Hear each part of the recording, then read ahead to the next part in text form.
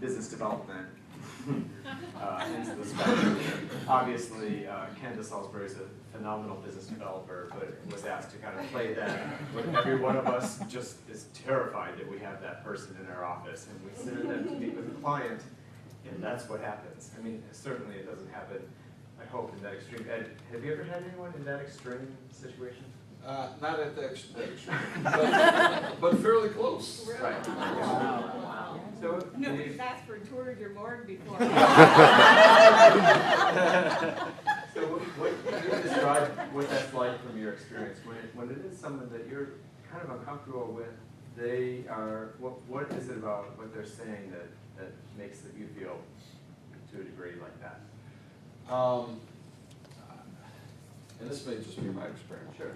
But oftentimes when I found people more on that end of it, has been when, oddly enough, when they've had some other connection to the hospital. And so I don't think they take the interview as importantly as someone who doesn't have that type of connection. And one I remember in particular was somebody who, through another business associate, had a close relationship with a board member. And so spent the majority of their time talking about the board member and how well they knew the board member and really didn't want to spend a lot of time talking about the business aspect of what we were trying to achieve at the hospitals. Interesting. So, I mean, your time is incredibly valuable going through that kind of scenario. This morning, our keynote speaker spoke a lot about about speaking in the client's language, about talking to the client in terms of what they understand what's important to them. Did you feel that this end of the spectrum, the great end of the spectrum, did they do that? Did they talk more to what was important to you? Did you feel that you were valued in that conversation? Yeah, I think Mike did an excellent job in terms of the research of the company. Embarrassingly, so he knew more about it than I did. But may have gone a little too far with that at one point. You know, it was I felt okay. He made the point, and he knew things that I knew he had to go to the website on. But then as we got further into it, I started to wonder, well, when are we going to get to the point? And so that may have been a little bit long. I felt comfortable with all three. Great. Great. You guys, what was your...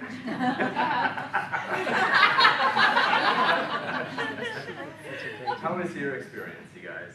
I noticed, and I like to pick this up when I talk to my own business development professionals. We have a lot of environmental professionals that I coach this through. There's a definite male versus female style. Did you notice that? Lori and Barbara tended to kind of sit back from the table a little bit. Lori, in fact, was pretty much laid back in the chair to a degree. Mike, hands on the table, kind of right there, engaged.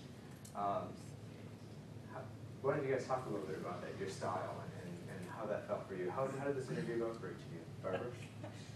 Well, it was interesting considering the fact that one, business development is not my daily job. Two, I do not work in the healthcare field at all. What I know about hospitals is from being in them. And three, we found out about this on Wednesday morning. So it was interesting. But I do feel that anybody that works in marketing needs to be able to at least ask those opening questions, because you never know when you're going to get in front of somebody. So even though healthcare is not my area, it is something that my company does.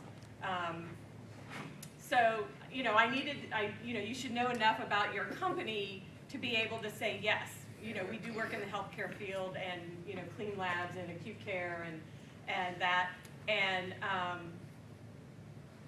enough to get yourself by in a 2 or 3 or 4 minute, you know, chance meeting to be able to bring valuable information back, and then to see what we can do to help the clients. Ed, did you And sense? interestingly enough, I would say just in a brief period of time, I would not have guessed that about you. I would have thought. Seriously? Yeah. Oh, thank goodness. No, had it gone longer, we probably would have gotten Oh, into something where absolutely. that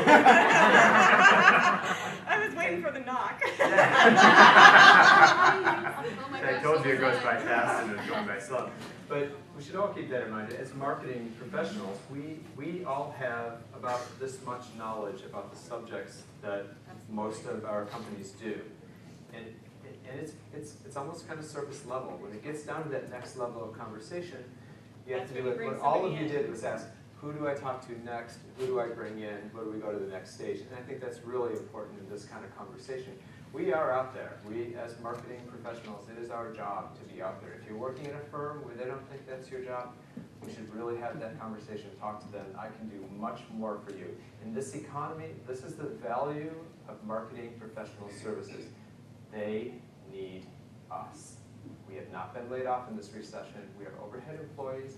We have maintained our jobs because we are a valuable part of the business. So understanding exactly the degree of conversation that Barbara could have, which was probably enough, Ed, to get a next meeting with somebody set up, right?